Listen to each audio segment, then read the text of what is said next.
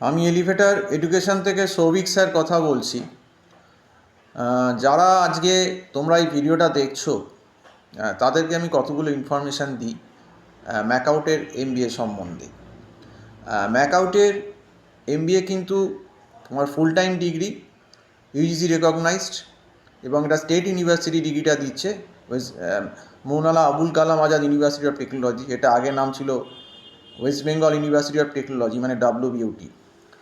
তো এবং এটা ম্যাক্সিমাম কলেজগুলোই এআইসিটি অ্যাপ্রুভড আছে। তো ডিগ্রি নিয়ে কোনো সমস্যা নেই।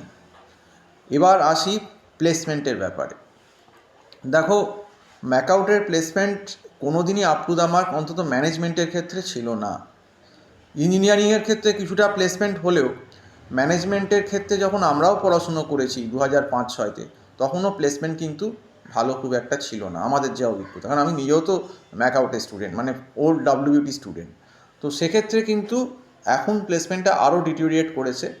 তবে আমাদের সময় 2004-05-এ যেটা আমরা দেখেছিলাম, যে তখন ফি স্ট্রাকচারটা অনেক কম ছিল কলেজে।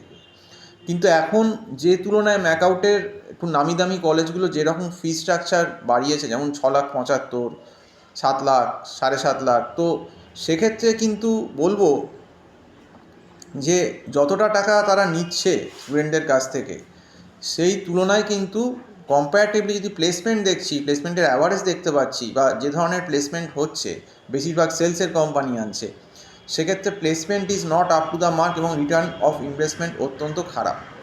কাজেই যারা মনে করছো যে ম্যাকআউট থেকে এমবিএ করবে, তাদেরকে আমি একটা ভালো কথা বলি, যদি ম্যাকআউট থেকে এমবিএ করতে হয়, আমি বলবো কিন্তু যতটা সম্ভব কম খরচে এমবিএ করো। কারণ বড় নামি দামি ব্র্যান্ড দেখে কোনো লাভ নেই ম্যাকআউটে। সে আলটিমেটলি সেই খাড়া বড়ি থোর আর থোর বড়ি খাড়া, সে একই গল্পটা, সেই সেম। তুমি যত বড় কলেজেই ম্যাকআউটে যাও না কেন, তোমার থেকে বেশি টাকা কিনি, সেই তোমাকে ওই সেলস, বেশিরভাগ সেলস ওরিয়েন্টেড জবই তোমাকে দেবে প্যাকেজে। HR, ফাইন্যান্স, অপারেশানস, এইসবের কিন্তু জব ম্যাকআউটে কিন্তু এখনও ভালো আনতে পারছে না। ম্যাক্সিমামই কিন্তু মার্কেটিং স্পেশালাইজেশন নেওয়ার দিকে মানে পুশ করছে এবং সেলসের চাকরি দিচ্ছে। এবং এই সেলসের চাকরি কিন্তু কতদিন টিকবে কোনো গ্যারান্টি কিন্তু নেই। কাজেই কেউ লোন করে 6.5 লাখ 7 লাখ টাকা ইনভেস্ট করে ফেললো, সে কিন্তু বিপদে পড়ে যাবে।